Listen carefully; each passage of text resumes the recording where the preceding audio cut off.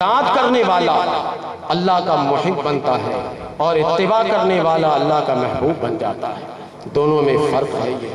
اب قرآن پاک کی وہ آیت جو میں نے تلاوت کی تھی اس جانب آ جائیے، اس جانب اب آ جائیے۔ اللہ تبارک و تعالیٰ اسی فلسفہ کو بتا رہا۔ میں نے دو آیت تلاوت کی، پہلی آیت میں اتباع کا ذکر ہے، دوسری آیت میں اطاعت کا ذکر ہے، اور یہ آیت تسلسل کے ساتھ ہے، ایک آیت کے بعد دوسری آیت ہے۔ اللہ تعالیٰ فرماتا ہے قُلْ إِن كُنْتُمْ تُحِبُّونَ اللَّهَ، محبوب آپ کہہ دیجئے اگر تم اللہ سے محبت کرتے ہو فَاتَّبِعُونِی، میری پیروی کرو، یعنی میری اتباع کرو، تو ہوگا کیا؟ یحببکم اللہ، اللہ تمہیں اپنا محبوب بنا لے گا، یہ اللہ کا محبوب بندہ بن جائے گا۔ جب بندہ اطاعت کر رہا تھا تو محب تھا، جب بندہ اتباع کر رہا تو محبوب بن گیا۔ قُلْ إِن كُنْتُمْ تُحِبُّونَ اللَّهَ فَاتَّبِعُونِی یحببکم اللہ، کہ اللہ تعالیٰ فرماتا کہ محبوب آپ کہہ دیجئے کہ اگر تم اللہ سے محبت کرتے ہو تو میری پیروی کرو، میری اتباع کرو، میری پیروی کرو گے، میری اتباع کرو گے، یحببکم اللہ، اللہ تم کو اپنا محبوب بنا لے گا۔ تو دیکھیے اطاعت کا دائرہ محب تک ہے اور اتباع کا دائرہ محبوب تک ہے۔ بندہ محبوب بن جاتا ہے، اور جب بندہ محبوب بن جاتا ہے تو اللہ تبارک و تعالیٰ فرماتا ہے کہ ہم اس کے گناہ بھی معاف کر دیتے ہیں، وَيَغْفِرْ لَكُمْ ذُنُوبَكُمْ، اس کے گناہ بھی معاف کر دیتے ہیں، وَاللَّهُ غَفُورٌ رَحِيمٌ، اللہ بخشنے والا مہربان۔ قُلْ أَطِیعُوا اللَّهَ وَالرَّسُولَ، محبوب آپ کہہ دیجئے اللہ کی اطاعت کرو، اللہ کے رسول کی اطاعت کرو۔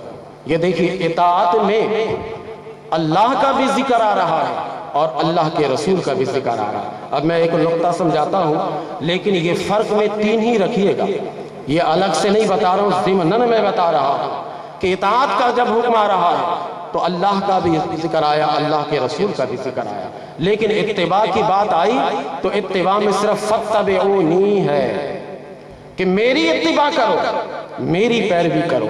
جانتے ہیں اطاعت حکم کا نام ہے، اتباع حکم جب عمل کے سانچے میں ڈھل جائے تو اس کا نام ہے اتباع۔ یہ اسی تیسرے میں بتا رہا ہوں، جیسے میں ایک مثال دیتا ہوں، اللہ تبارک و تعالیٰ نے فرمایا اقیموا الصلاۃ، نماز قائم رکھو، یہ اللہ کا حکم ہے۔ جب آپ اس کو مان لیجئے گا تو اطاعت ہے، لیکن یہ بتائیے نماز پڑھیے گا کیسے؟ اس نماز کو عمل کے سانچے میں ڈھال کر بتائے گا کون؟ اس نماز کے ارکان کو کون سمجھائے گا عملاً؟ یہ میرے نبی بتائے گا۔ نبی کریم صلی اللہ علیہ وسلم ہاتھ باندھ کر کھڑے ہو جائیں، نماز کا قیام ہے، سرکار جھک جائیں، نماز کا رکوع ہے، سرکار سجدے میں جائیں، اپنے پیشانی کو زمین سے لگا دیں، یہ سجدہ ہے، سرکار قاعدے میں بیٹھ جائیں، یہ نماز کا قاعدہ ہے، یہ نماز ہے۔ اسی کو کہا گیا اقیموا الصلاۃ، نماز قائم رکھو۔ اللہ تبارک و تعالیٰ جسم سے پاک ہے، جسمانیات سے پاک ہے، تو جب اللہ کسی کام کا حکم دے گا تو عملاً تو کر کے دکھائے گا نہیں، اس لیے فَاتَّبِعُونِی میں صرف محبوب سے کہا گیا کہ محبوب آپ کہیں گے کہ میری اتباع کریں گے، اس لیے کہ آپ اتباع کرانے کے لیے جس طرح قیام کیجئے گا یہ اسی طرح قیام کریں گے۔ آپ کی اتباع میں رکوع کریں گے تو جس طرح آپ رکوع کیجئے گا اسی طرح یہ رکوع کریں گے، آپ کے اتباع میں یہ جھکیں گے، سجدہ کریں گے، جس طرح آپ جھکے گا آپ کو یہ دیکھ سکتے ہیں، مجھے دیکھ نہیں سکتے، اس لیے اتباع کے باب میں فَاتَّبِعُونِی، فَاتَّبِعُوا اللَّهَ وَالرَّسُولَ نہیں ہے، ادھر اطیعوا اللَّهَ وَالرَّسُولَ ہے، اس لیے کہ اطاعت کا حکم اللہ تبارک و تعالیٰ جو دیتا ہے صرف حکم دیتا ہے، اور اتباع میں عمل کو سانچے میں ڈھال کے پھر دکھایا جاتا ہے کہ اس کو کرو۔ اس لیے میں سوچ رہا تھا ایک دوسرے زاویے سے آیت کریمہ پر کہ یا اللہ اتباع ہی کی بات تھی تو اتنا کہہ دیتا قرآن پاک میں قُلْ إِن كُنْتُمْ تُحِبُّونَ اللَّهَ فَاتَّبِعُوا الرَّسُولَ، اتنا کہہ دیا جاتا کہ محبوب آپ کہہ دیجئے کہ اگر تم اللہ سے محبت کرتے ہو تو رسول کی پیروی کرو، جیسے وہاں بھی تو قل ہی سے آیت شروع ہے نا، قل اطیعوا اللہ والرسول، کہہ دیجئے اللہ کی اطاعت کرے، رسول کی اطاعت کرے، یہاں فاتبعوا الرسول نہیں ہے۔ جانتے ہیں اس میں ایک نقطہ ہے، میں وہ نقطہ آپ کو بتاتا ہوں، اگر فاتبعوا الرسول ہو جاتا تو جو لوگ حدیث پر فخر کرتے ہیں، گمان کرتے ہیں کہ حدیث کے علاوہ کسی پر اتباع نہیں کرنی چاہیے، ان کی دلیل بن جاتی۔